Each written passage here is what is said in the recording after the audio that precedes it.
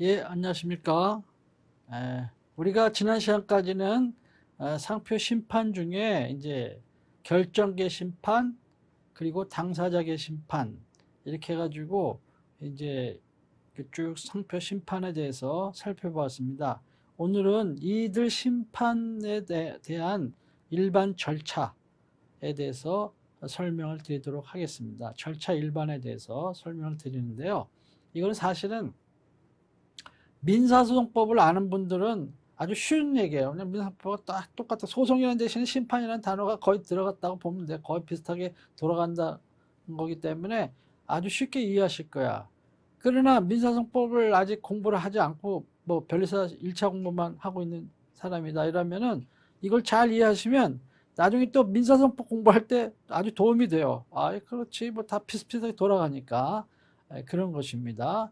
이거는 근데 여기서 이제 뭐 이렇게 법 조문만 쭉 이렇게 보시면 이제 다 이해가 되는 것인데 그 중에 몇 가지는 이제 유의해야 될 포인트들이 있어요. 그래서 그런 것은 잘 이제 알아놓으셔야 되는데 먼저 심판 청구 방식인데요. 이거는 결정계 심판 청구 방식 해가지고 이제 결정계 심판은 뭐예요? 보정각하 결정 불복 심판. 그다음에 가장 대표적인 것은 거절 결정 불복 심판 이렇게 되겠죠. 이거에 대해서 이제 심판을 청구하려고 하는 자는 이제 특허 심판원장에게 이제 심판 청구서를 내면 됩니다. 심판 청구서에 뭘 기재를 하느냐? 청구인, 또 대리인 있으면 대리인, 뭐 이런 것 쭉 이렇게 출원, 일출 뭐 별건 아니니까 이렇게 쓱 쓰시면 돼요. 그래서 이제 실무적으로는 요걸 청구 취지 및 이유 이런 걸 써보지 않은 사람은 이거 어떻게 쓰는 거지? 궁금하실 거야. 이건 저기 특허 심판 편람에도 다 나와 있는 거고 신결문 이렇게 한번 몇 가지 읽어보면 어떻게 쓰는지 아실 수가 있어요. 청구 취지해가지고 뭐야 심결문에 심판 편람인 신결문 샘플 얘 뭐야 신결문에 주문이라고 하는 주문, 예? 주문 판결에도 주문이 있잖아요. 그 주문이 그게 청구 취지야. 그대로 쓰면 되는 거야. 그래서 예? 뭐 원결정은 취소한다. 예? 뭐 보는 상표는 등록할 것을 한다라는 심판을 구함. 뭐 이런 식으로 해도 되고 청구 취지에 또는 뭐 원결정을 취소한다. 그다음에 상표 등록 출원 번호 제명표는 등록할 것을 결정한다. 이런 식으로 해가지고 라는 심판을 구함. 이렇게 해도 되는 거예요. 그 다음에 그게 청구 취지. 그러니까 청구 취지가 제일 중요한 거야. 그걸 잘 쓰는 게. 예. 청구 이유는 내용이 이제 길겠지. 청구 이유보다 더 중요한 건 막 청구 취지를 잘 쓰고 그게 청구 취지가 나오는 게 주문에 나오는 거거든. 등록한다든가 뭐 이런 식으로. 원결정을 취소한다. 심사에 다시 붙이겠어 심사하고 환송한다. 뭐 이런 식으로 나오는 거거든요. 청구 이유는 이제 일 해가지고 뭐야 본원 상표, 상표 등록 출원 번호 제 몇몇 호 무슨 상표 가로 열고 뭐야 이하 본원 상표를 합니다.는 예? 상품 요금은 제 몇료 뭐 이런 상품을 지정 상품을 해가지고 몇 년 몇 년 며칠 출원해서 한 것이나 본원 상표는 뭐야 상표법 제34조 1항 7호 해당한다는 이유로 이렇게 해서 등록 거절 결정되었습니다. 이렇게 하고 그러니까 본원 상표 쓰고 그다음에 원결정 쓰고 그다음에 불복 이유 쓰고 예? 예. 불복 이유 왜 그러면 해당하는지 여부를 보겠다 해가지고 여기 이렇게 유사 기준이 이렇게 돼 있는데 이것은 본원 상표 이 기준에 따라서 이거하고 이거 대비해 보면 첫째 외관에 있어서 둘째 칭호에 있어서 셋째 관념이 있어 이래가지고 이래서 다르고 뭐 상품이 이래서 다르고 근데 이게 잘못된 거니까 위협한 거니까는 이렇게 해서 잘못된 결정이다. 해가지고 청구 취지와 같은 신고를 해주시기 바랍니다. 이런 식으로 필요한 서류 있으면 입증 방법 해가지고 증거를 갖다 붙이고 이런 식으로 하는 게 거기 그렇게 쓰는 게 청구 이유예요. 그렇게 해서 쓰시면 돼요. 자, 그 다음에 이제 심판 청구서를 보정하는 경우에는 요지 변경으로 이렇게 보는데, 그러니까 심판 청구를 이제 보정을 하는 경우에 요지를 변경할 수 없는 거예요. 보정을 할 수가 있는데, 요지 변경은 허용이 안 돼. 그럼 어느 게 요지 변경이냐 아니냐는 것이 문제가 되는데, 법에서는 여기에 해당하는 경우는 요지 변경이 아니다. 이렇게 봤어요. 뭐냐? 청구인의 기재사항, 이런 걸 바로잡기 위한 거. 에? 이거는 청구인의 당사자 표시를 잘못했어. 그런 경우에는 바로잡는 거는 요지 변경이 아니야. 그 다음에 청구 취지를 바꾸는 건 좀 문제가 있는데, 그건 요지 변경인데, 될 수가 있는데, 거의. 청구 이유를 뭐 보정하는 거, 그거는 뭐 주장을 얼마든지 보장을 할 수가 있어요. 그래서 그것은 이제 요지 변경을 안 본다 하는 거예요. 근데 거절 결정이 그냥 심사를 쭉 해가지고 이거는 등록이 상표부 몇 쪽에서 등록 거절료에 해당해가지고 등록이 안 돼. 이렇게 하는 경우도 있지만은 이 신청이 출원 공고까지 됐는데 이 신청이 들어가지고 따져보니까 이 결정이 이유가 있어. 그래가지고 이제 거절 결정이 되는 수가 있어요. 이 신청이 있어서 거절 결정이 나오면 어떻게 나와? 서류가 2개가 나와. 이 결정문이 나오고, 이래서 이건 이 신청이 이유가 있다. 이렇게 나오고, 결정문이 나오고, 또 하나는 뭐야? 거절 결정서가 나와. 따라 나오는 거야. 하나의 이 결정문에 다 해서 그래서 거절 결정한다. 이렇게 해가지고 그걸로 끝나는 게 아니에요. 서류는 이렇게 2개로 나오는 거예요. 그러면은 거절 같은 날 나와요. 다. 그렇지만 만약에 받은 날이 다르다 그러면 거절 결정서 받은 날로부터 이렇게 청구를 하는 거야. 계산해가지고. 거절 결정 이신청에 의한 것일 경우는 불복 심판 들어오면 이 신청도 알아야 될 거 아니야. 옛날에 이런 게 없었어요. 근데 이런 조항을 넣은 거야. 이 신청도 모르게, 나 이겼나 보다 하고 회피하고 있는데, 나도 모르게 뭐가 절차가 있는데 나중에 등록이 돼버리면 뒤통수 맞는 꼴 나는 거 아니에요. 그러니까 절차의 공정성을 기해주기 위해서 이것을 이 신청인에게 알려야 한다. 이렇게 돼 있어요. 그 다음에 이제 당사자의 심판청. 당사자의 심판은 뭐예요? 무효심판, 취소심판, 확인심판. 이렇게 세 가지로 이렇게 나눠볼 수가 있네, 크게. 이때도 심판원장에게 심판 청구서를 내면 돼. 이때는 이제 당사자를 써야지. 청구인, 피청구인, 이런 식으로. 심판 청구인, 심판 피청구인. 줄여서 청구인, 피청구인. 소장의 원고 표현은 똑같은 거예요. 대리인 쓰면 대리인 쓰고, 심판 표시하고, 청구 취지 및 그 이유. 청구 취지 중요하다 했죠. 예를 들면 상표 등록번호 제면부터의 상표 등록을 무효로 한다. 심판 비용은 피청구인의 부담으로 한다. 라는 신결을 구함. 이게 청구 취지야. 그 다음에 이제 청구의 이유 해가지고 이 사건 등록 상표는 뭐 상표 등록 제면부터는 갑자기로증 상표 등록 원보에서 보는 바와 같이 뭘 지정해서 매도매 제출해서 매도된 건가 알 수 있습니다. 그다음에 이 사건 증서의 무효 사유. 그런데 이 사건 증서는 상표부 체면점에 의해서 위반된 것이다. 구체적인 이유를 쫙 써주고 증거 있으면 쫙 붙이고 이런 식으로 하는 거예요. 자, 이때도 심판 청구서를 보정을 할 수 있는데 그러나 요지 변경은 안 돼. 어떤 경우는 요지 변경. 근데 이런 경우는 요지 변경으로 안 봐. 뭐냐? 당사자 중 상표권자 기재사항을 바로잡는 거. 그래서 그런 것을 하기 위해서 보정하거나 뭐 추가하는 것도 포함해 당사자를 이런 식으로. 뭐야? 갑인 줄 알고 상표권자 갑인이라고 했는데 원본을 딱 보니까 을도 있어. 이거 참. 그럼 갑과 을을 다 이렇게 해가지고 피청구를 잡아가지고 이렇게 할 수가 있는 거지. 잘못했네. 심판 다시 해야겠네. 이렇게 하실 필요는 없다는 거예요.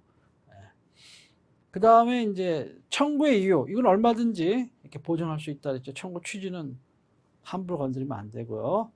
그 다음에 이제 권리방해 심판에서는 확인이상 표장을 이렇게 했는데 상대방이 나는 그게 쓰는 게 아니고 이렇게 쓰는 건데 이럴 때는 그걸 바로잡기 위해서 그래 그럼 네가 쓰는 걸로 이렇게 해가지고 이걸 가오 표장으로 잡아서 이렇게 할 수 있느냐? 할 수 있다는 거. 이건 확인 심판 때 우리가 설명을 드렸죠. 이런 것입니다. 그래서 여기 판례를 보면은 당사자 표시의 보정은 요지 변경에 해당되지 않는 걸로 이렇게 본다 그랬죠. 보정하거나 추가하거나 하는 것은 이렇게 돼서 예를 들면 논노 사건, 상사 사건 봅시다. 진양 사건도 교재 이거 외에도 또 같은 취지야. 케이스를 보면 아시겠지만은 이 뭐냐면은 회사 정리 절차에 들어갔다. 그러면 어떻게 돼요? 거기에는 이제 대표이사는 별 볼 일 없고 관리인이라는 게 선임되잖아. 법원에 의해서. 그러니까 판사, 그걸 주관하는 판사, 이분이 사장이야, 실질적인. 그 사람의 결제를 다 받아야 돼. 돈 쓰고 나가려고 이러면은 그분이 다 하실 수는 없잖아. 그러니까 관리인을 딱 지정을 해 놓는다고. 그럼 이제 그 사람이 실질 대표의 역할을 하는 거예요. 그러니까는 그러면 그 회사의 상표는 명의상으로는 논노상사로 돼 있다 하더라도 논노상사 상표 등록 원배는 논노상사 상표권자가 돼 있지만 뭐야? 법인 등급 등본을 떼어보면은 논노상사 해가지고 뭐야? 회사 정리 절차 중 해가지고 관리인 누구 이렇게 돼 있다고. 그때는 뭐야? 관리인을 상대로 청구를 해야 되는 거예요. 근데 보통 원부만 보고 청구를 하는 경우가 많거든. 그러나 심판원이나 법원은 법인 등기부까지 본다고. 그래가지고 야 이거 잘못 청구된 거야. 관리인을 해야 되는데 기회를 줘요. 보정하라고. 그러면 이렇게 당사자 표시를 보정을 해. 이거는 요지 변경이 아니라는 거야. 예? 예, 관리인으로 해야 돼. 이런 경우가 가장 많아요. 실질적으로. 그 다음에 두 번째는 막 공동으로 되어 있는 건 공동 대상으로 이렇게 해야 되는데 공유로 되어 있는 것들은 근데 뭐야? 공유인지 확인 안 하고 그냥 그 사람이 어떤 경고장을 받아서 가위 보낸 걸 간만이 상표권자인가 보다 하고 시비를 걸었어. 알고 보니까 뭐 을도 있고 병도 있어. 그러면 잘못된 거잖아. 그때는 이제 이렇게 바꿀 수가 있다는 거야. 그 다음에 두 번째 판례는 청구 이유만 바꿀 수 있다 그랬죠? 청구 취지는 함부로 바꾸면 안 된다 그랬죠? 예. 그런데 이런 경우가 있어. 심판 청구서를 딱 읽어보니까 청구 이유를 보니까 전부 다 취소 사유야. 그 이거는 뭐야? 취소를 구하는 심판임을 누구라도 알 수 있어. 근데 청구 취지에는 뭐야? 무효로 한다라는 신결을 구하면 이렇게 써. 취소한다 이라는 신결을 구하면 이렇게 해야 되는데 그렇죠? 그런 경우에 그 청구 취지를 취소한다, 무효로 한다를 취소를 한다. 이렇게 바꿀 수가 있느냐? 그 동조는 허용한다는 거예요. 왜냐하면 청구 이유 보니까 무효 사유는 아무것도 없어. 다 취소 사유지. 그러니까 이게 뭐야? 잘못 이렇게 기재한 것 뿐이잖아요. 그러니까 그런 경우에는 요지 변경이 아니다라는 거예요. 요지 변경이 아닌 것으로. 즉, 그런 보정은 허용되는 것으로. 이렇게 봐야 돼요. 그렇기 때문에 요지 변경인지 아닌지 청취자 이런 것은 뭐예요? 심판의 기록을 다 보고 종합적으로 고려를 해서 이것은 요지 변경이다 아니다 이렇게 판단을 하는 겁니다. 그 다음에 이제 공동심판의 경우는 어떻게 되느냐 하는 거예요. 그러면은 이제 같은 상표권에 같은 상표권은 뭐야? 상표 등록번호가 하나야. 딱 같은 번호 같은 번호예요. 제 예를 들면 100만 호 이렇게 돼 있습니다. 지금 뭐 200만 넘어가고 막 이러니까 만약 100만 호다 이가 제 101만 호다 이가 등록번호가 제 1빵빵빵빵 1호 이렇게 됐다. 100만 제 101만 호로. 그거에 대해서 무효심판, 뭐 갱신 무효심판, 취소심판, 뭐 이런 거 생각보다 이렇게 확인심판 이런 거 건다고 쳐봐. 근데 거기에 대해서 동종업계 사람이면은 뭐예요? 다 청구할 수가 있는 거 아니에요? 이해관계 있는 자 아닙니까? 그러니까는 그 사람이 2인 이상 있을 수가 있잖아요. 그런 자들은 뭐야? 각자 알아서 무효심판 청구해도 되고 또는 뭐예요? 모두가 연합해가지고 공동으로 무효심판을 청구할 수도 있다고. 예를 들면 파이자의 비아그라가 잘 나가. 근데 뭐야? 우리 제약업체들이 막 너도 나도 그런 제품 만들면서 약품 만들면서 그런 효능을 가진 걸 하면서 비아그라라고 쓰고 싶은 거야. 왜 사람들 다 비아그라니까 이거 보통 명칭이다 이래가지고 무효를 걸고 싶은 거예요. 그런 거는 뭐 동아제약이고 종군당이고 뭐 무슨 뭐 동아약품이고 각자 알아서 걸을 수가 있어. 그러나 그러지 말고 뭐야? 제약협회에서 딱 만나고 야 우리 연합으로 해가지고 같이 한 번에 그냥 하자. 이럴 수도 있는 거야. 그러니까 이건 뭐야? 임의적 공동 심판이죠. 임의적. 그런 것이고 두 번째는 공유인 상표권이 상표권자에서 심판을 청구하는 경우 상표 원부를 보니까는 상표권자가 갑을 이렇게 돼 있어. 공유로 돼 있어. 그러면은 공유자 모두를 피청문으로 해서 청구해야 돼요. 아까 그랬죠. 근데 갑만 했다면 뭐야? 의를 추가하는 그런 보정 허용된다 그랬죠. 요즘은 게 아니고 이거는 뭐야? 필요적 공동심판. 외에는 임의적이고 이거는 해도 되고 안 해도 되는데 조인틀리 하게 해도 되고 그냥 각자 해도 되는데 이거는 반드시 조인트로 해야 돼. 공동으로 해야 돼. 그 다음에 상표권 또는 상표 등록을 쓰는 권리가 공유인 경우가 있죠. 그런 공유인 권리자의 경우에는 공유인 상표권에 대해서 심판을 청구할 경우가 있어요. 그럴 때는 공유자 모두가 공동으로 청구를 해야 돼. 이런 확인 심판을 생각해봐. 권리공여 심판. 얘는 나의 권리 범위에 속한다. 이럴 때는 뭐야? 가불이 공유 상표권자다. 이러면 가불이 청구를 돼야지 갑만 청구인이 되면 안 돼. 이렇게 규정이 돼 있어요. 법에 다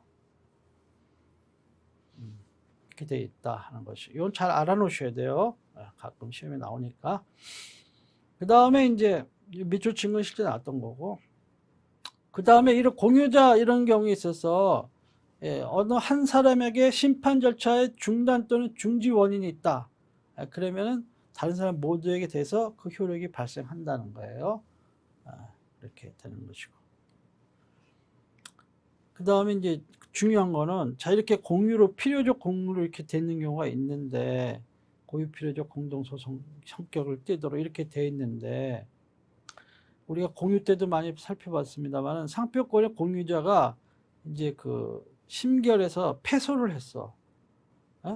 그러면 이제 특허법원에다가 라든가 아무튼 이렇게 불복을 하고 싶잖아요. 심결 취소 소송을 하고 싶잖아요. 그런 경우에는 반드시 그러면 그자들이 공동으로 다 해야 되느냐, 심판 단계에서처럼 공동으로 해야 되느냐 하는 거야. 근데 갑을 중에 의리 나는 안 해. 이제 돈도 많이 들고 시간도 많이 쓰고 신경도 많이 쓰고 난 안 해. 그러면 못 하는 거야. 갑은 불복. 옛날 같으면 이제 그런 식으로 돼 있는 경우가 있어가지고 이거 여러 가지 어려운 점이 있었는데 이제 그 다음부터는 바뀌어가지고 판례가 그럴 필요 없다. 갑 단독으로 할 수 있다.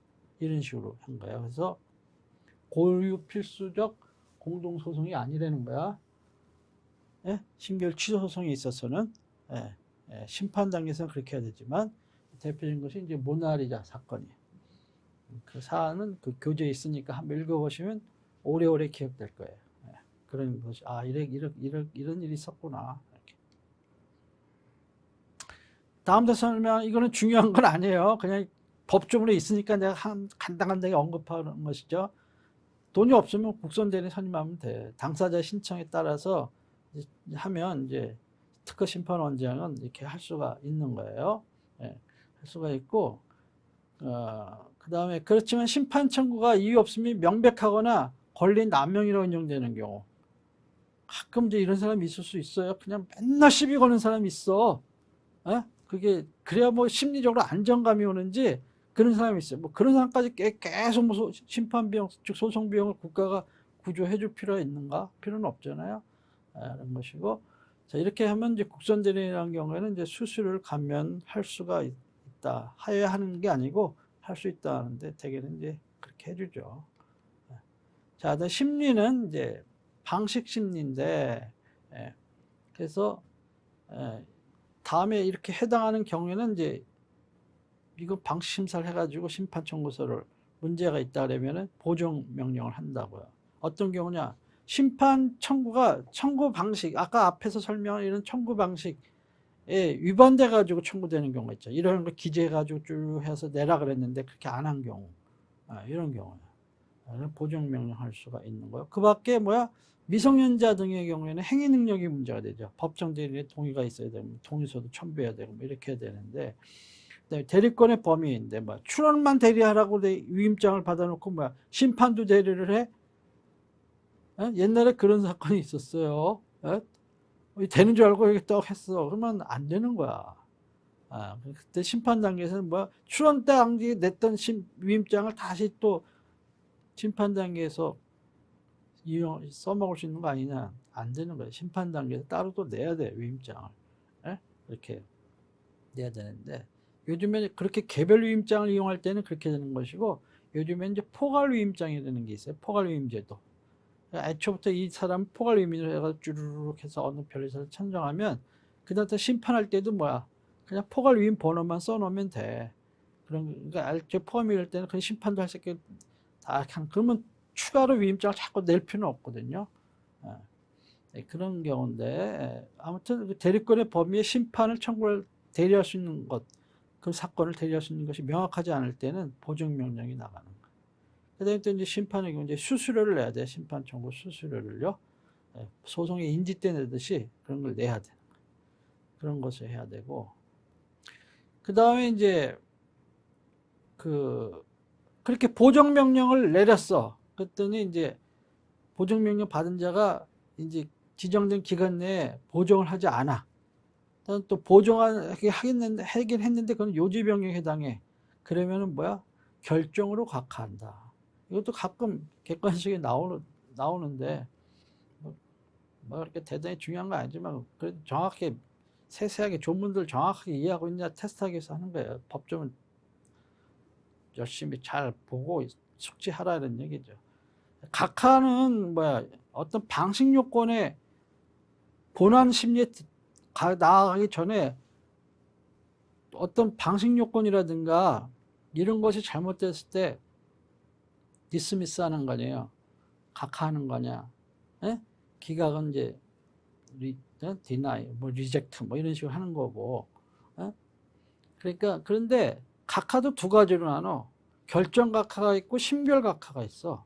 예? 결정 각하하고 심결 각하.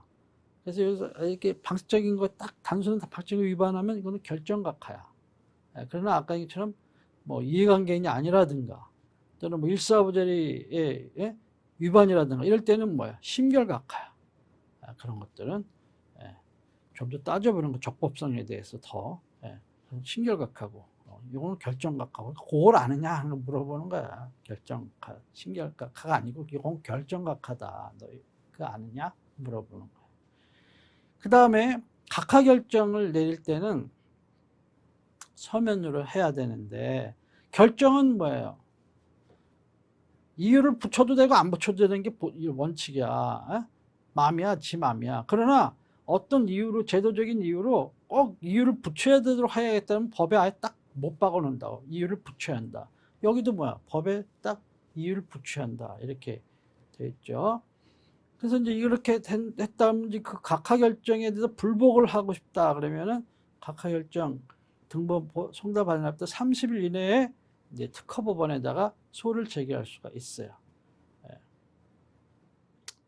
특허심판원장이 다시 하는 게 아니에요. 상급기관, 특허심판원에서 지금 이루어지고 있는 거냐? 여기에 불복이 있으면 그 상급기관인 특허법원으로 가는 거지. 고등법원급인.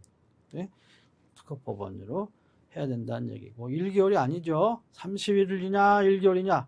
뭘 따질 때 그런 거 잘, 이게 다 출제됐던 문제예요. 1개월이 아니에요. 그런 거 잘 알아야 돼. 마이너. 그런 게 프로야. 근데 적법성 심리, 요거는 이제 이게 어떤 심리가 부적법한 심판 청구다. 이건 신결로 각하는 거죠. 신결로서 각하. 이때는 예를 들면은 이제 일사부재리 원칙에 어긋나는 거다. 그러면은 이 청구 자체가 잘못된 거 아니에요. 일사부재리 원칙이다. 심판관에서 봤을 때, 심판관이 봤을 때, 그럴 때는 뭐야? 피청구인한테 그 답변서 그 부본 송달해가 답변서 제출할 기회도 안 주고 이거 필요 없어. 이거는 뭐 다투도 할 것도 그냥 각하 이런 식으로 할 수가 있는 거예요. 주지 않고 신결로 각하를 할 수가 있는 거야. 근데 대개는 이제 뭐 그런 게 아니고 이렇게 서로 싸우다가도 이거 각하시키는 경우도 있긴 있는데 아무튼 그렇게 할 수 있다 하는 거예요. 근데 각하 신결에 불복하는 건 마찬가지예요. 각하 신결 등록 송달 받을 때 30일 이내에 이제 특허법원에다가 할 수가 있는 거예요. 네, 그 다음에 이제 심판 청구서가 이제 들어왔다. 그러면 당사자의 심판의 경우에는 반드시 피청구인에게 답변서 제출 기회를 줘야 돼. 이건 의무사항이에요. 강행 규정이고. 그래서 이제 이게 서류가 들어오면 그 부본을 피청구인에게 송달하고 또 피청구인이 또 뭔가 답변서를 내잖아요. 그럼 또 청구인에게 송달하고 이렇게 해서 이제 사건이 어느 정도 성숙되면 서로 핑퐁이 왔다 갔다 하겠죠. 그렇게 해가지고 이제 해요. 그래서 어떤 건 뭐 6개월에서 한 1년 정도 심판에 이제 시간이 걸리는데 뭐 조금 더 걸릴 수도 있고요. 뭐 우선 심판제도 이용하면 좀 더 빠를 수도 있고 뭐 여러 가지 있습니다. 근데 이제 필요하면은 이제 구두 심리 해가지고 당사자를 또 신문할 수도 있어요. 이게 뭘 주장하는 거고 이게 이런 뜻입니까? 심판 여러 가지 서류만 가지고는 잘 이해가 안 되는 궁금한 사항들이 있을 거 아닙니까? 그런 것에 대해서는 또 물어보기도 하고 그렇습니다. 근데 결정계 심판의 경우에는 뭐야? 출원인이 청구하는 거 아니에요? 청구인이잖아요. 뭐 이거는 누구 상대방이 없는 거니까 답변서 제출에 관한 규정은 적용될 소지가 없는 거죠. 예, 그래서 이런 것은 적용하지 아니한다 하는 것이고. 그 다음에 심판관은 이제 직무상 독립하여 심판하는 거예요. 예, 특허청장이나 특허심판원장도 뭐라고 못해. 예, 독립해서 그분들은 법관하고 비슷한 거예요. 독립해서 하는 거야. 그렇게 하고 그 다음에 이제 합의체예요. 그렇기 때문에 3인 때는 5인인데 대개는 3인이 해요. 그러나 중요 사건은 5인이 하고 이렇게 되고 그 다음에 합의는 과반수로 정하고 합의의 내용은 공개하지 않아요. 그 다음에 이제 심판관의 제척, 기피, 회피 뭐 이건 민사소송법에 있는 내용과 다 똑같은 거야. 제척 사유는 뭐냐? 어떤 이해관계인인 경우야. 심판관이. 예?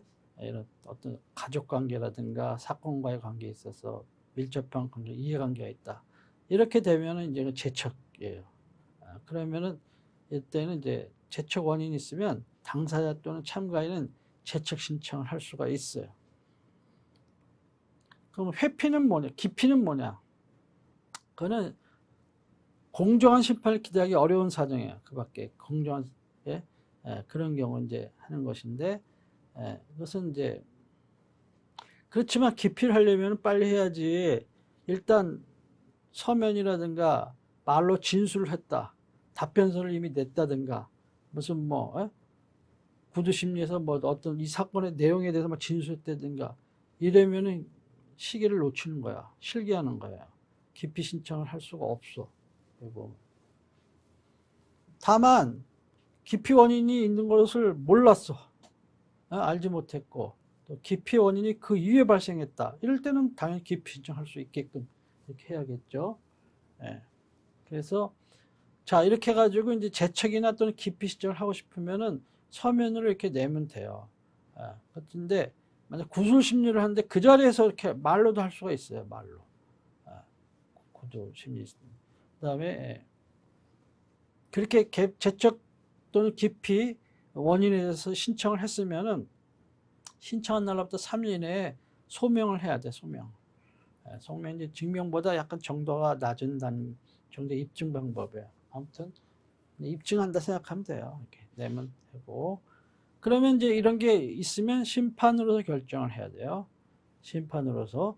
그러면 이제 문제가 된 심판관은 여기 관여하면 안 되겠죠. 이것은 관여하면 안 되고 다만 의견을 진술할 수는 있어요. 나는 그런 관계가 있는 사람이 아니야. 뭐 이런 식으로요. 그 다음에 이제 재척 또는 기피 신청이 되는 결정은 서면으로 해야 되고 이유를 붙여야 되고 그 다음에 여기는 불복할 수 없어요. 불복할 수 없는 게 이거였고 저 뒤에 참가 허여 여부에 대한 결정도 불복할 수가 없어요. 나중에 뒤에 설명하겠지만 어떤 경우가 불복할 수 없냐고 잘 기억해 놓으셔야 돼. 객관성이 나올 수가 있는 것들이에요. 그 다음에 그렇게 재척이나 기피 신청이 있으면은 문제가 있는 거니까 심판 절차를 일단 중지를 하고 그 신청이 옳으냐 아니냐를 받아들일 건지 아니면 따져야겠죠. 그렇게 해야 되는 것이고 다만 긴급한 필요한 경우에는 이제 그렇지 않도록 이렇게 되어 있어요. 그 다음에 재척 기피 이런 사유가 있다라고 심판을 생각하면은 특허 심판원장한테 나 회피하겠어 이 심판. 왜냐하면 내가 이런 문제가 있기 때문에 이렇게 되면 공정성을 해할 수 있고 그렇기 때문에 나중에 민원도 들어올 수 있기 때문에 나는 이거 심판 안 하겠습니다. 회피. 뭐 심판원장 보고 타당하면 허가를 해줘. 그렇게 하십시오. 이렇게 한다고. 그 다음에 이제 심판에게 구술 심리, 서면 심리, 뭐 직권 심리 이런 등이 있는데 심판은 이제 구술 심리 또는 서면 심리 이렇게 하는데 대개는 실무적으로는 뭐 일반 소송은 다 그냥 구두 심리로 이렇게 열리지만은 구두 심리로 법정에서 심판은 꼭 그렇지 않아요. 대부분은 서면 심리로 이루어져. 그렇지만은 필요하면은 요즘에 당사자 게시판의 경우 특히 그런 경우에는 구술심리를 여는 경우가 종종 있어요. 요즘에는 그것도 많이 하도록 권장을 하고 있고요. 예, 이렇게 하고 그 다음에 이제 이거는 구술심리를 하게 되면 마치 법정에서 재판하듯이 공개주의야. 공개를 해야 되고 다만 공소양속을 하려는 경우는 안 하면 되는 거고 그 다음에 이제 구술심리를 할 때는 이제 구술심리 기일 통지서를 보내요. 언제 어디서 한다. 그럼 심판정이 있어요. 법정처럼 코트룸처럼 심판정이 있는데 거기서 하면은 되고요. 그 다음에 이제 거기서 다음 기일은 뭐 언제입니다. 이렇게 해가지고 여기입니다. 그래서 그는 구두로 통지를 해도 되는 거예요. 그렇게 할 수가 있는 거예요. 그 다음에 이제 구술심리를 하잖아요. 그럼 법원에 가서 재판하고 나면 하면 뭐예요? 조서를 꾸미잖아요. 그 서기 앞에 서기한 분들이 그렇게 하듯이 여기도 마찬가지예요. 조서를 작성하게 돼요. 조서를 작성하는 거야. 그래가지고 이제 어떻게 심판이 진행됐고 뭘 상대들이 주장을 했고 뭐 이런 게 쭉 나오죠. 누가 출석했고 대리인은 누가 출석 왔고 당사자는 누가 왔고 뭐 이런 식으로 해가지고 그래서 쫙 이렇게 해가지고 나머지는 민사소송법에 이런 그 규정을 준용을 한다 하는 것입니다. 그래가지고 하는 것이고 그 다음에 이제 심사에 관해서는 이런 것이 쭉 민사소송법에 규정이 되는데 여기서 이 하나 잘 알아두는 게 중복된 소제기의 금지야. 이게 준용이 되는 거야. 중복된 심판을 자꾸 청구하는 거 이런 거 인정이 안 돼. 그런 것은. 그 다음에 이제 그 심판장은 당사자 참관이 법정 기간, 그러니까 법률로 정해진 기간이 있어요. 여기 언제부터 이렇게 해야 돼. 그 다음에 심판이 지정한 기간, 언제까지 하라 이렇게 하는 경우도 있거든요. 그걸 지정기간이라고. 법률 정해진 기간은 법정기간이라고. 법정기간의 지정기간 내에 절차를 밟지 않거나 또 구술심리기일에 출석하지 아니하거나 이래도 뭐야? 직권으로 심판 절차는 진행할 수가 있는 직권 진행주의. 대개는 공정하게 민주적으로 하려고 자기 기회를 줘야 얼마든지 또 왜 연락도 하고 왜 이렇게 하느냐 이런 식으로 하는데 그러나 할 권한이 있는 거예요. 그분들이 다. 그래서 가능하면 최대한 협조를 해줘야 돼. 심판이 원활하게 잘 진행될 수 있도록. 이렇게 하고 또 심판관은 당사 또는 참관인이 신청하지 아니한 이유에 대해서도 직권 심리를 할 수가 있어요. 할 수가 있는 거지 하에 하는 게 아니야. 하에 하는 게 아니에요. 할 수가 있는 거죠. 하에 하는데 왜 안 했냐 이런 식으로 따지는 사람도 있어. 근데 그게 아니야. 할 수가 있는 것 재량행위예요. 그 다음에 이런 경우 직권 심리를 했다라고 하는 경우에는 이런 경우에는 이제 기간을 정해가지고 당사자나 참관인이 그 이유에 대하여 의견을 진술할 수 있는 기회를 줘야 돼. 대신에 반드시 줘야 되고 다만 심판관은 청구인이 신청하지 아니한 청구의 취지에 대해서는 심리할 수가 없는 거야. 이건 왜 그러죠? 당사자 처분권주의를 채택하고 있다 그랬잖아요. 그래서 권리병에 속한다라고 그걸 라는 심결을 구합니다 이랬는데 뭐야? 그걸 받아들이면은 속한다라고 하고 안 받아들이면 기각한다 이러면 되는 거지. 이걸 뭐야? 속하지 아니한다 이렇게 심결 주문에 나가면 안 된다는 거야. 주문에. 그러면은 안 되는 거예요. 다 처분권주의에 어긋나는 거니까 당사자가 원하는 대로 해달라는 원하는 대로 받아들일 건지 말 건지 요것만 하는 거지 그걸 벗어나서 보다 더 적극 나가서 뭐 속한다 안 속한다 이런 식으로 해서는 안 된다 하는 것이고요. 그 다음에 이제 심판이 이렇게 두 개 이상 이렇게 되면 병합할 수도 있고 분리할 수도 있고 이렇게 할 수 있다 하는 거예요. 참고로 한 판례를 볼까요? 심판에서는 당사자가 신청하지 아니한 이유에 관하여도 이제 심리할 수 있다 이렇게 한 규정은 이제 공익적인 견지에서 필요한 경우에 당사자가 주장하지 아니한 사실에 관해서도 직권으로 심리해서 판단할 수 있다는 것이지 심판관이 이를 적극적으로 탐지할 의무가 있다. 알아봐야 된다는 거야. 탐지는 거 직권 탐지주의. 알아봐야 될 의무가 있는 것 그렇게 취지는 아니에요. 아니기 때문에 더욱이 당사자가 심판을 청구하지 아니한 사항에 관해서는 또 판단할 수도 없는 거고, 아까 처음 건지. 그래서 그렇다 하는 것이고요. 그 다음 이제 두 번째는 직권 심리한 신결 이유에 대해서 당사의 의견 진술의 기회를 주어야 한다 이렇게 돼 있었잖아요. 이건 강행 규정이야. 그걸 직권 진행 심리를 했어. 근데 어떤 것을 해가지고 어떤 새로운 이유에 대해서는 의견을 제출할 수 있는 기회를 주어야 한다 이렇게 아까 법 규정이 돼 있잖아요. 근데 그걸 위반했다? 그러면 그 심판 절차는 위법이야. 그렇게 해서 그것은 이제 신결 취소 소송 대상이 되는 거예요. 예. 다음 이제 참가인데, 이 참가는 이제 여기 보면 이거는 지금 이 내용은 당사자 참가고요.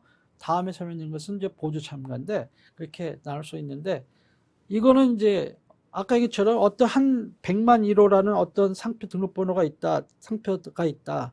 이거에 대해서 뭐 무효심판, 뭐 취소심판, 뭐 확인심판 이런 걸 한다 이럴 때 거기에 대한 이해관계인이나 또는 누구든지 이렇게 할 수가 있는 경우가 있는데 사유에 따라서는 그러면은 이제 청구인이 당사자가 있으면 여러 사람이 있는 청구 적격이 있는 사람들이 이런 사람들은 뭐예요?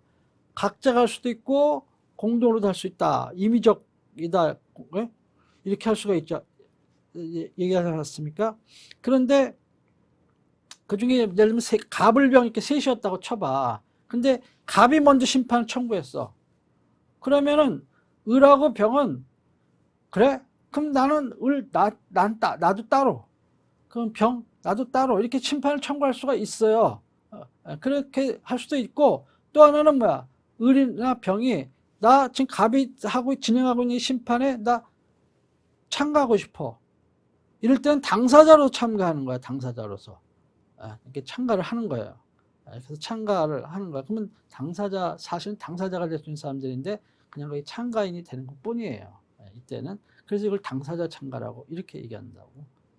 그렇게 할 수가 있습니다. 그런데 심판을 이렇게 참가를 했는데 그 다음에 갑이 나 이거 심판 취하할래 이럴 수도 있거든요. 뭐 저쪽하고 합의가 뭐가 됐는지. 그렇다 하더라도 뭐야? 영향을 안 미쳐.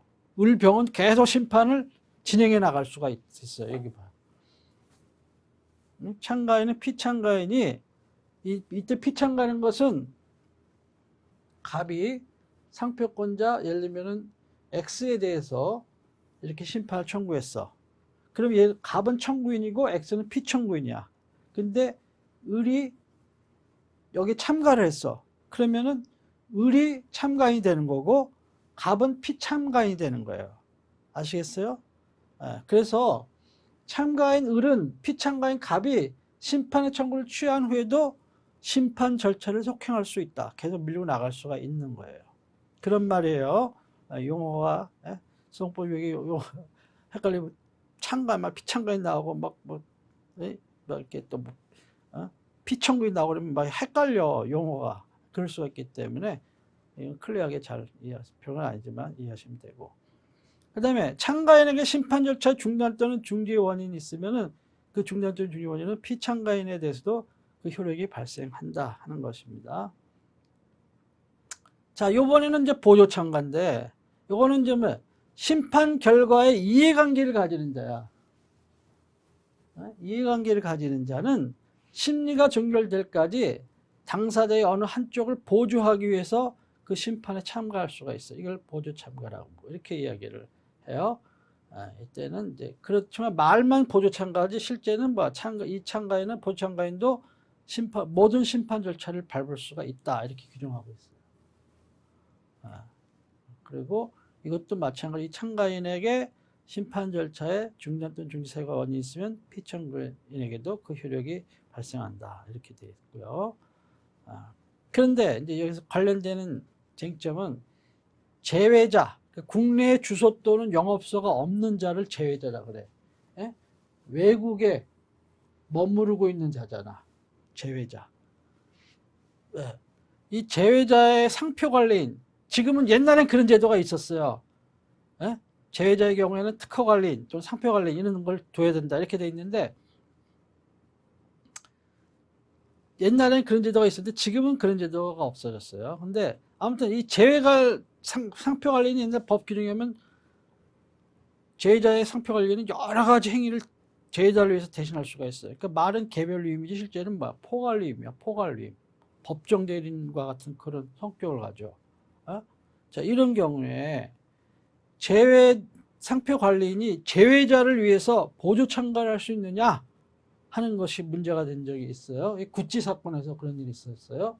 그런데 판례는 뭐라 했냐면 상표 관리인이란 제외자를 대리하는 포괄적인 대리권을 가지는 자로서 형식상은 임의 대리인이지만 실질적으로는 법정 대리인과 같은 기능을 하는 관계로 당사자 본인에 준하여 취급된다고 볼 수 있으므로 제외자의 등록 상표에 대한 상표 등록 무효 심판에서 그 등록 상표의 상표 관리인이라는 사정만으로는 당해 소송의 결과에 제3자로서 범죄 이해관계가 있다고 할 수 없어 그 제외자를 위한 보조 참가를 할 수 없다 이렇게 됐어요. 그러니까 뭐야? 보조 참가를 내면 뭐라 그랬어요? 이해관계인이어야 된다 그랬잖아요. 이해관계인. 그런데 제외자의 상표 관리인은 그 상표권자인 구찌에 그런 이해관계인은 아니라는 거예요. 본인에 거의 준하는 것으로 이렇게 봐야 되기 때문에. 그래서 그 보조 참가를 할 수 있는 자격이 있지 않다는 거예요. 그러니까 변리사가 대신 보조 참가이 돼가지고 막 구찌를 위해서 대신 싸워. 그렇게 할 수가 있는 거예요. 타개가 변리사가 다 제외자의 상표 관리인 되는 거거든요. 됐거든요. 그동안. 그렇게 할 수 있느냐는 거. 그건 아니다는 얘기예요. 그러나 이거는 뭐 제도가 이제 그러니까 활용이 안 되기 때문에 그 별 의미는 없는 판례인데 그러나 법률 이해관계인이다. 보조 참가를 하면 이해관계인이다. 이어야 된다는 걸 기억하도록 하기 위해서 제가 이 판례를 소개를 하는 거예요. 그래서 참가를 하려면 이제 참가 신청서를 내야 되고, 그럼 참가 신청서를 내면 심판장은 이제 참가 신청서 부본을 이제 그 당사자들, 즉 청구인하고 피청구인 또 다른 참가자가 이미 있었다면 그 자들에게 이제 송달을 해서 자, 이 사람이 이 심판에 이렇게 참가를 하려고 한다, 끼어들려고 한다. 여기에 대해서 의견이 있냐? 이 사람이 이래 해서 참가를 허용해서 안 됩니다. 뭐 이러면 허용해야 돼. 뭐 있겠죠. 그래서 근데 그런 기회를 반드시 줘야 돼요. 의견서 제출할 수 있는 기회를. 그 다음에 그렇게 해가지고 이제 참가신이 있으면 이제 심판에 의해 가지고 참가를 허락할 건지 말 건지 그 여부를 이제 결정을 하게 됩니다. 이 결정은 서면으로 해야 되고 이유를 붙여야 돼요. 그런데 이렇게 결정이 나면 허락을 하든 말든 결정이 나면 뭐야?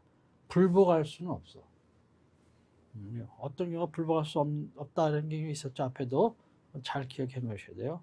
그리고 이런 144의 참가라든가 또 143조 참가 신청 및 결정 이거 규정은 결정기 심판에 대해서는 적용하지가 않아요. 그렇게 알아놓으시면 되고요. 자, 그 다음에 이제 증거 조사 및 증거 보존인데, 이제 심판관은 이제 이런 당사자, 참가인, 이해관계인 이런 신청에 의해서 또는 직권으로, 그러니까 신청 또는 직권으로 증거 조사나 증거 보존을 할 수가 있어요.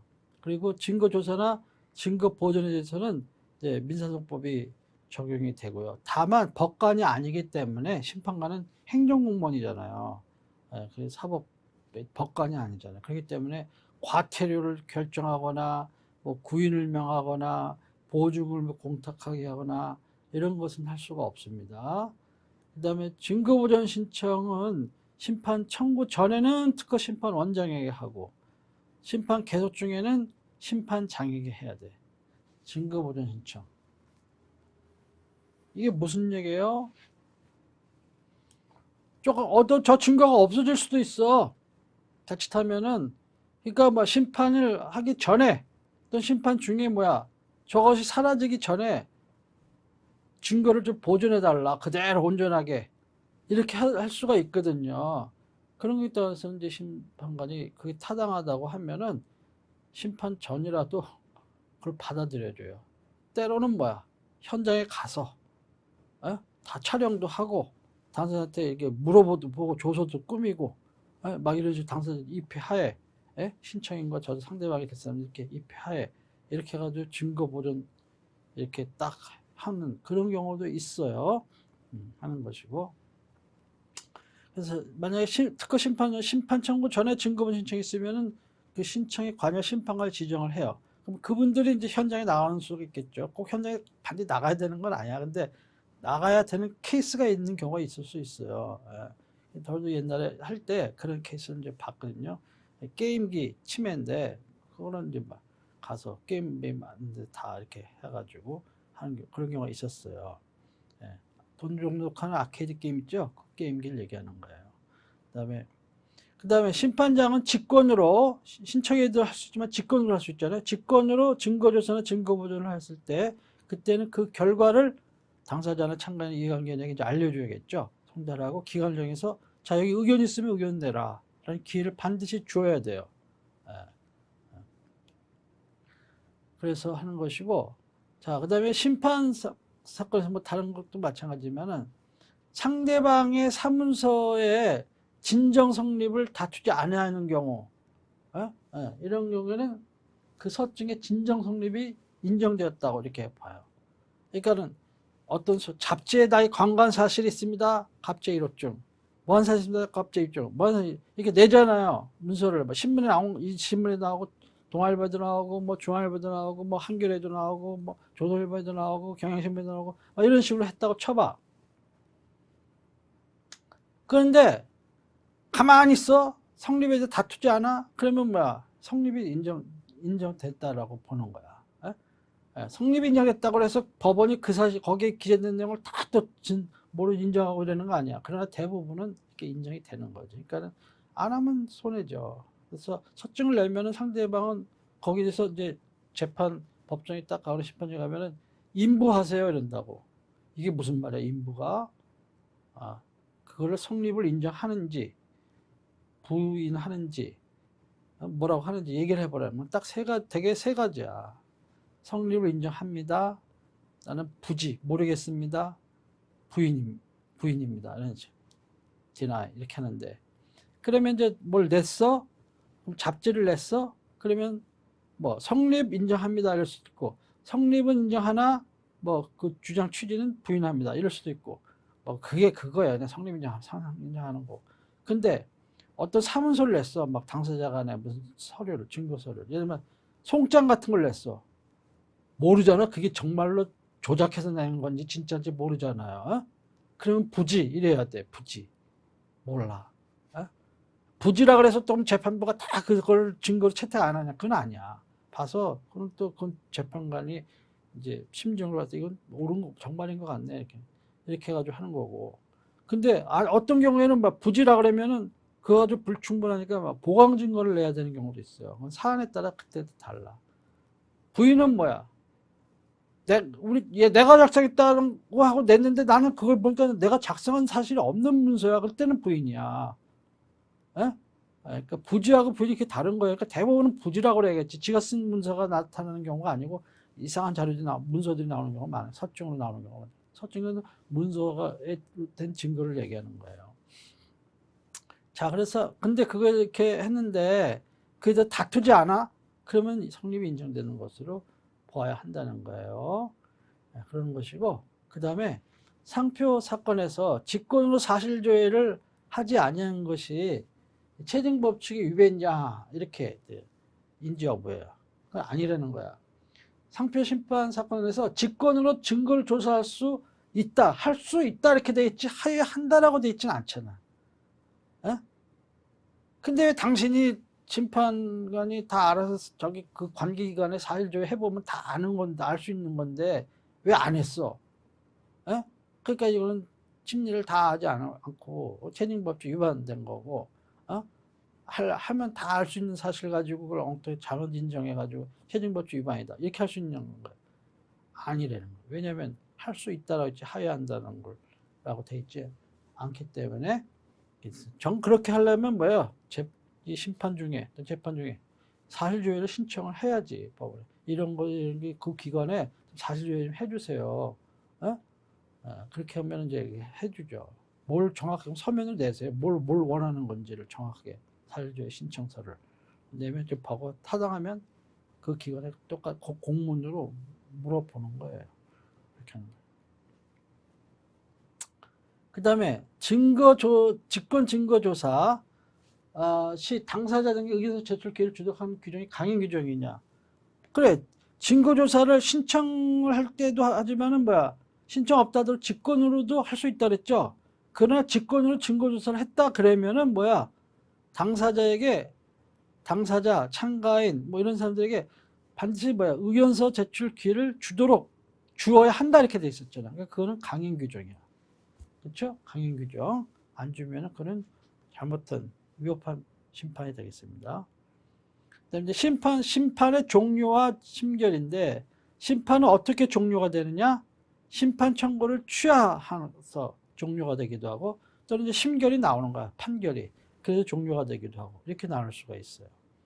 근데 심판 청구는 심결이 확정될 때까지는 취할 수가 있어요. 취할 수가 있어. 그러면은 이제 그런데 상대방이 답변서를 제출했어. 그때는 상대방 동의를 받아야 돼. 이게 중요한 거예요. 실무적으로 중요하고 임의로 취하 섭당낸다고 되는 게 아니야. 일단 답변서를 내면 상대방의 동의를 함부로 못해. 그 다음부터 취하 함부로 못해. 상대방이 동의를 해줘야지. 그렇기 때문에 해야 되는 것이고. 그 다음에 이제 둘 이상의 지정상품에 관해서 등록무효 심판 이런 것 등 한 경우에는 지정상품마다 심판을 청구를 취할 수가 있어요. 이렇게 되어 있고, 그 다음에 이제 취하가 있으면은 그 심판 청구는 처음부터 없었던 것으로 이렇게 보는데, 여러분 이제 이게 취하를 하는데 이걸 잘 생각하셔야 돼. 갑과 을이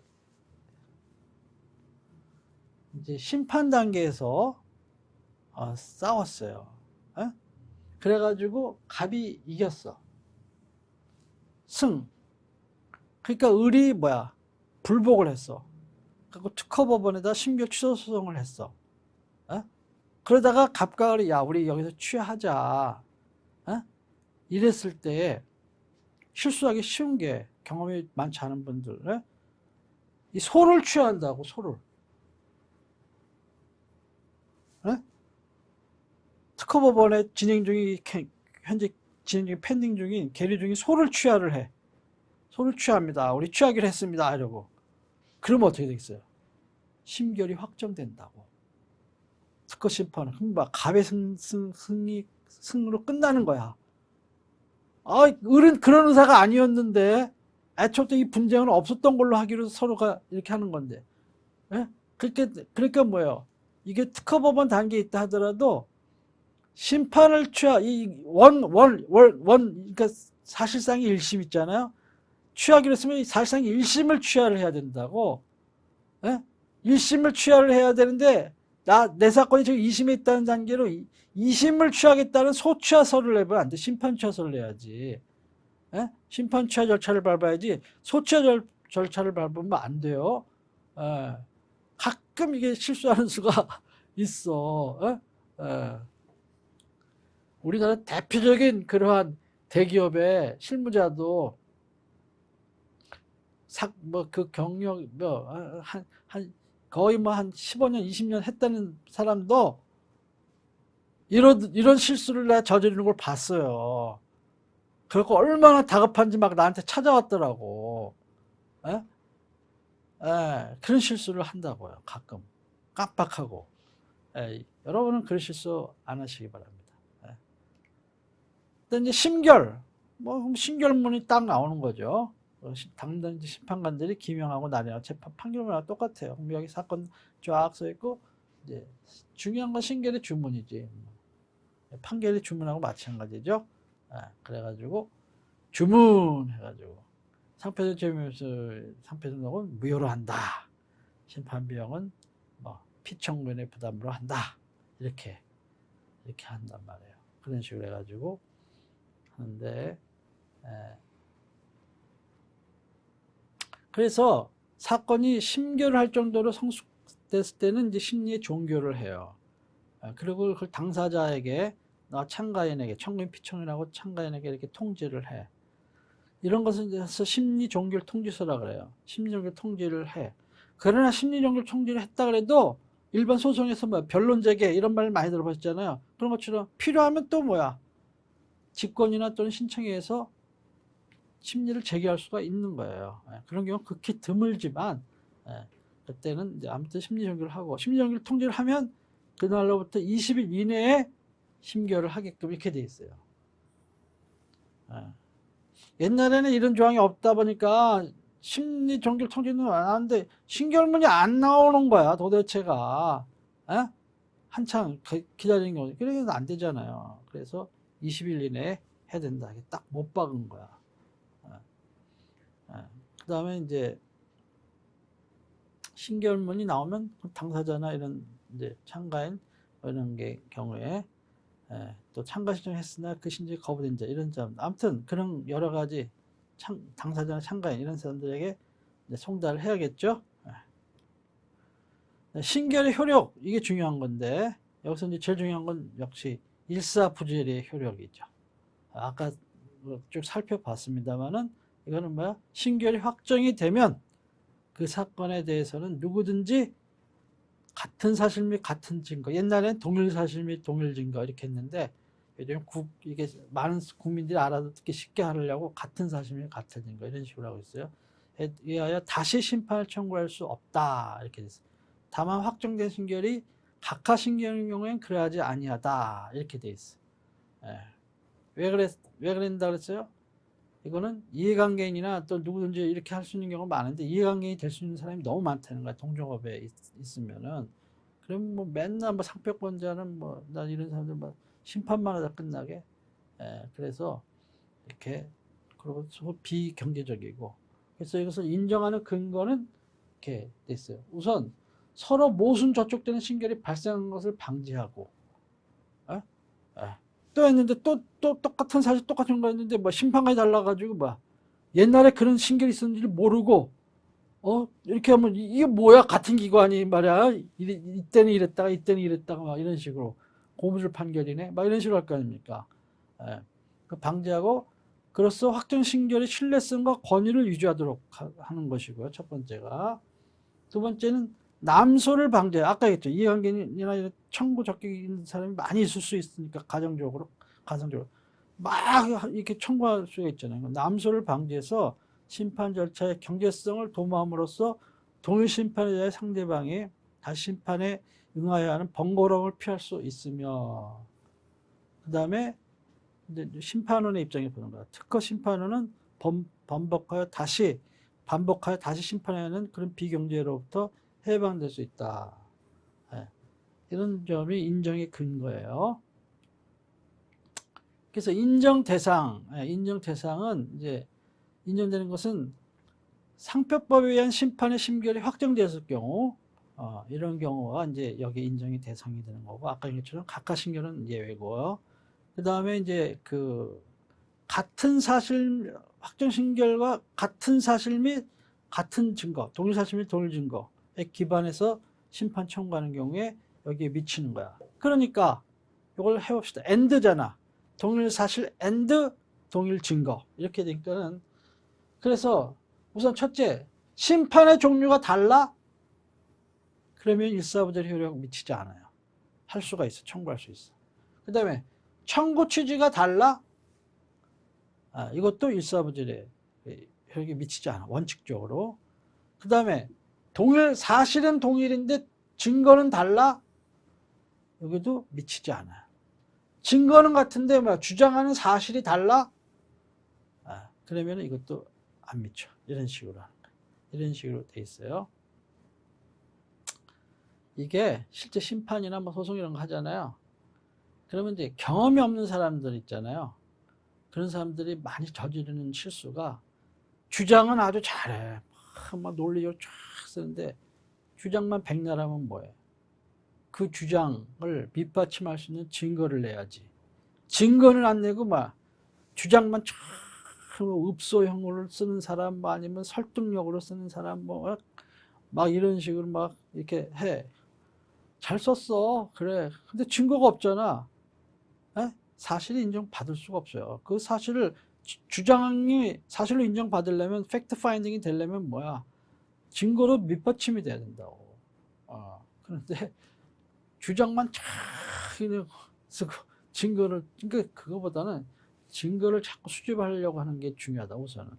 증거를 확실하게 해서 하나하나 어떤 팩트에 대해서 이렇게 합니다. 왜? 갑자기 이렇게 보세요. 이럽니다. 왜? 갑자기 이 요청을 보세요. 이래서 이랬습니다. 그러면 이제 끄떡끄떡하면서 그래, 당신 주장이 맞소, 이렇게 되는 거죠.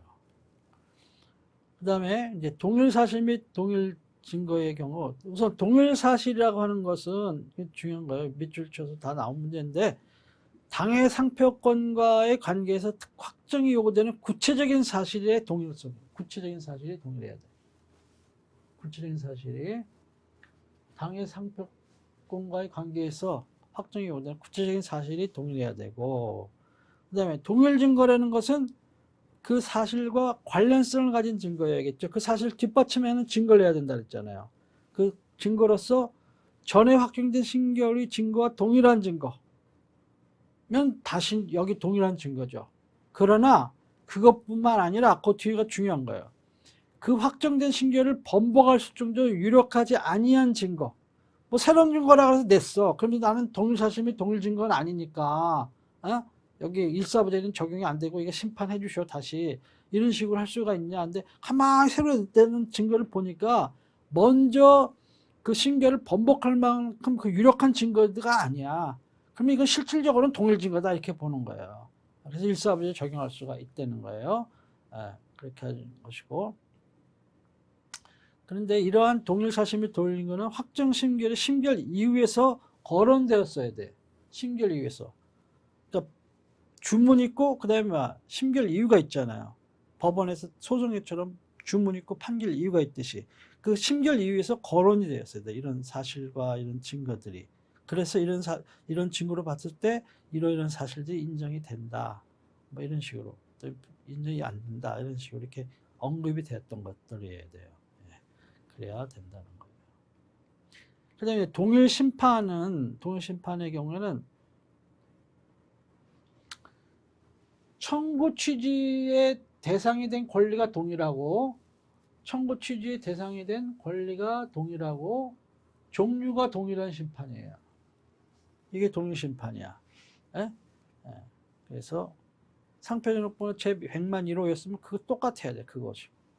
종류가 뭐 무효면 무효, 취소, 먼저 확정된 게 무효심판이면 요번에 청구한 또 무효심판, 이래야 일사부재 적용되는 거지. 요번엔 취소심판 이러면 뭐야, 그거는 일사부재 적용이 안 되는 거야. 정말 이제 또 무효사유 말고 취소사유에 해당하는지를 따져봐야 되죠. 근데 지금 앞으로 설명이 요 세 가지 판례는 또 요 나름대로 잘 기억해 놓으셔야 돼요. 외우려는 건 아니지만 잘 기억해 놓으셔야 돼. 여기 보면은 이제 별개의 등록상표에 대한 각각의 무효심판 청구에서 어느 하나의 심결이 먼저 확정된 경우에 그 확정된 후에 제기된 심판 청구에서 이미 확정된 심결에서와 동일한 주장이나 증거를 제출하는 것은 비록 당사자가 동일하다 하더라도 동일한 심판이 아니라는 거야. 일사부 적용이 안 됩니다. 자, 이거 보십시오. 갑이 A라는 상표를 이렇게 등록이 돼 있고, 이번에는 A-를 이렇게 등록이 돼 있어요. 근데 을이 요거에 대해서 무효심판을 걸었다고 쳐봐. 그래서 이게 확정이 됐어. 여하튼. 그런데 똑같은 사실, 똑같은 증거를 가지고 요거에 대해서 청구를 해. 그때 일사부재 적용되느냐? 안 된다는 거예요. 왜냐하면 상표가 별개잖아. 유사라 하더라도 아무튼 얘 번호가 똑같은 게 아니잖아요. 얘는 100만 1호, 얘는 100만 2호. 이렇게 될 수가 있죠. 그런 경우에는 적용이 안 되고 그냥 심판은 진행이 돼 나간다는 거예요. 그다음에 두 번째는 등록 무효의 사유가 있는 상표가 거절되었다가 이에 대한 불복 심판을 받아 등록이 된 것이라 하더라도 그 후에 무효 심판 청구, 이건 동일 심판이 아니잖아요. 갑이 이렇게 A를 했는데 이게 사실은 거절이요. 등록이 되면 등록이 무효해야 될 사유야. 근데 아무튼 거절이 되었어. 근데 불복심판에서 거절결정 불복심판을 청구를 했어. 근데 어떻게 등록이 됐어. 예? 그런데 을이 이제 여기 대해서는 이거 무효다 해가지고 걸었어. 이때는 일사부지 적용이 안 되는 거예요. 왜냐면 하나는 거절불복이, 하나는 무효심판이잖아. 심판의 종류가 다르면 적용이 안 된다 그랬잖아요. 예, 그렇게 되는 것이고. 그 다음에 이거는 아까 확인심판 때, 지난 시간 확인심판 때 설명드린 건데, 이제 적극적인다. 그래서 신결이 확정됐어. 그러면 이제 소극적인 경우에도 일사부지 효력이 미친다고 봤죠. 심판의 종류가 왜 다른데 미쳐? 이렇게 될 수가 있잖아요. 예의적으로 미치는 거예요. 뭐냐, 실적으로는 같은 거야. 이거 봐. 적극적 권리의 심판과 소극적 심판의 경우 양 사건의 확인 대상이 동일하고 증거도 동일한 경우에는 실질적으로 동일한 내용의 청구 취지를 심판 청구인이 권리자인지 아닌지에 따라서 반대로 표현한 것에 불과하기 때문에 동일 심판으로 봐야 되고, 그래서 일사부지력이 미치는 것으로 봐야 된다 하는 그런 것이에요. 요 일사부재에 대해서는 이제 잘 알아놓으셔야 돼. 시험에 종종 출제가 됩니다. 2021년에도 객관식에 또 출제가 됐었어요. 그 다음에 이제 주관적 범위인데, 이런 일사부재 효력은 심판 당사자뿐만 아니라 제3자에게도 미치고요.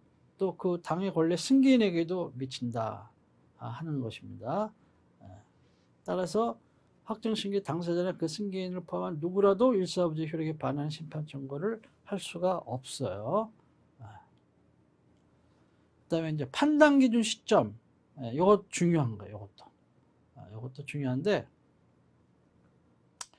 심판 청구가 일사부재의 효력에 반하는지 여부를 판단하는 기준 시점, 일사부재에 반하느냐 안 반하냐 하는 판단 시점에 대해서 종래에는 이제 학설이 나눴어요. 심결시를 기준으로 해야 된다라는 설하고 심판 청구 시설로 기준으로 해야 된다라는 것으로 이렇게 돼 있는데, 이제 법원에서 뭐라 했냐면 전원합의체 판결이에요, 이게. 자, 법조문을 보자. 우선 물리 해석이 처음 아니에요? 법 해석에 있어서 물리 해석이 1등 아니야. 그 다음에 뭐 목적 해석, 뭐 반대 해석 막 이렇게 나가겠지만은 물리 해석 봐. 법조문에 보면 상표법에 따른 심판의 심결이 확정되었을 경우에는 다시 심판을 청구할 수 없다. 이렇게 규정하는 걸 봤을 때 심판 청구 시점이 옳다라고 봐야 된다. 그래서 종래 신결시 입장에서 심판 청구시의 입장으로 변경을 했어요. 전원합의체에서. 그래서 이것이 가끔 시험에 나옵니다. 일사부재에 해당하는지 여부에 대한 판단 시점은 신결시가 아니고 심판 청구시다 하는 거. 왜? 법조문에 그렇게 돼 있기 때문에 이런 얘기예요. 그 다음에 이제 위반 효과, 일사부재에 위반돼서 청구되는다. 그럼 뭐야? 부적법으로 신결로서 이를 각하, 결정으로서 각하 아니고 뭐야? 신결 각하. 이거는 뭐 단순하게 방식 요건 위반 정도가 아니잖아요. 내용을 어느 정도 따져봐야 되잖아. 이게 동일 사실이야 하면 먼저 거하고 사실도 따져봐야 되고, 동일 증거에서 먼저 증거도 보고 이것도 봐야 되고, 어느 정도는 봐야 되잖아요. 이게 통과되면 그때 가서 이제 본안을 따지는 거야. 이게 정말 이 사람들이 주장하는 게 다 옳은지 아닌지를. 이렇게 된다는 것이고. 그리고 이제 참고 판례로서 보면은 확정된 신결의 결론을 번복하면 유력한 증거를 새로 제출한 경우, 이런 경우에는 일사부재의 적용이 되지 않습니다. 일사부재가 적용되는 것은 뭐야? 그런 것을 번복할 만한 유력한 증거가 아닌 경우에는 적용이 되는 거야. 그렇지만 유력한 증거다 그러면 일사부재 적용 못해.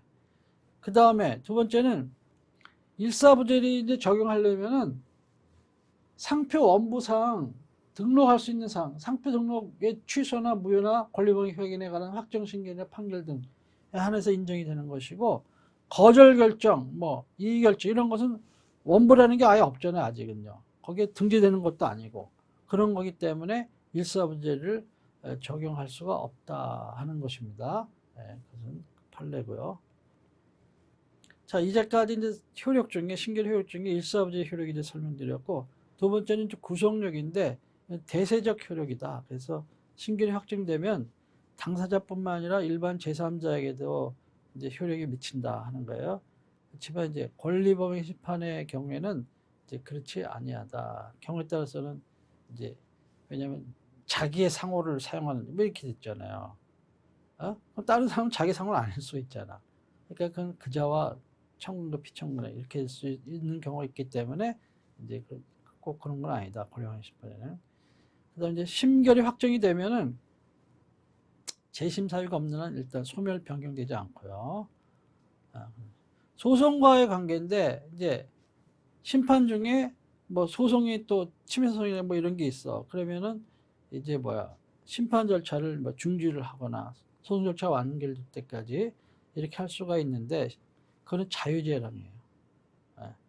또 거꾸로 법원도 소가 제기됐는데 심판이 침해소송이라고 했는데 상대방이 무효심판을 청구했어. 그리고 재판장님 지금 무효심판 청구 중입니다. 심판 청구서를 증명은 되고 그러니까 소송 절차 중지해 주세요. 그러면 중지할지 말지는 재량사항이에요. 재량사항이고 그래서 이제 그 직권으로 정하는 거고 그래도 소송 절차를 중지한다라고만 결정을 했다라고 치면은 그 이제 당사자가 항고에서 불복할 수 없다 이렇게 돼 있어요. 이것도 다툴 수 없다는 이런 것들 알아놓으라 그랬죠. 저기 판례예요 이거는요. 그 다음에 어떤 상표에 관한 어떤 소송이 제기가 됐다. 그럼 법원은 그 사실을 특허심판원에다가 통지를 해야 됩니다. 또 소송 절차가 끝났다. 그럼 이렇게 해서 끝났다. 하도 알려줘야 되고, 이렇게 해야 되고. 또 거꾸로 특허심판원장도 심판이 있는데 그 관련된 어떤 소송사건이 있다. 그러면 그 법원에다가 그걸 또 통보를 해야 되고, 그 심판이 어떤 뭔가 종결이 됐을까 이래라도 아마 그럼 그것도 이제 통보를 해야 되고 이런 얘기고요.